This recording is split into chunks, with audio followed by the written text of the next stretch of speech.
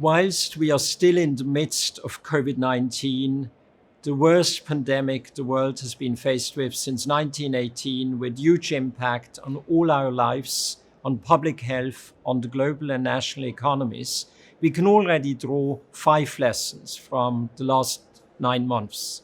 The first one is, for us as an industry, this is not business as usual. This is a challenge where the industry had to step up, seize its responsibility, because our scientists and engineers are holding the keys to containing and ending COVID-19. We have done so with unprecedented collaboration among the industry, big pharma, with small biotech, with academia, with international organizations, and we are still continuing to do so.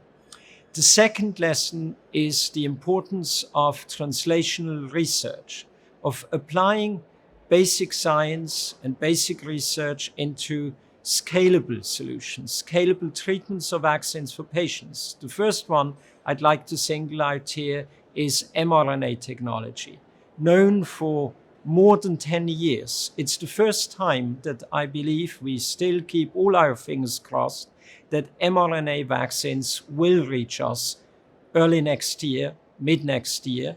They have 2 big advantages if they work. The first one is the scalability and the speed of manufacturing. They have a lot of complex scientific problems, but hopefully mRNA vaccine will allow us to produce many more doses much faster than traditional vaccine manufacturing. The second big advantage is beyond COVID-19. mRNA technology has the advantage that it should be applicable to other viruses, to other pandemics, and the dream of an ever-warm vaccine plant would be much closer than it was in the past. The third lesson is that we will continue to need to rely on new and better treatment options. And there again, we have seen the importance of translational research. Monoclonal antibodies, mAbs, have been known for many years, have been used effectively on cancer patients. We now see them getting closer to preventing and treating COVID-19. And within 7 months, literally, from the antibodies being isolated from recovering COVID-19 patients, we have seen proof of concept. And again, we see 2 challenges, but also opportunities. The one is capacity will be short, same as vaccines next year. Demand is likely to far outstrip supply. But on the other hand, if it works, mAb technology could be applied to new pandemics, to different diseases. And we may see governments understanding the need to incentivize companies to invest in capacity, which is not needed short term, but which will get us better prepared for future pandemics. Now, the fourth lesson is really about the importance of basic science. And I do believe that we will need to have a discussion on also the shifting borderline between competitive and pre-competitive research.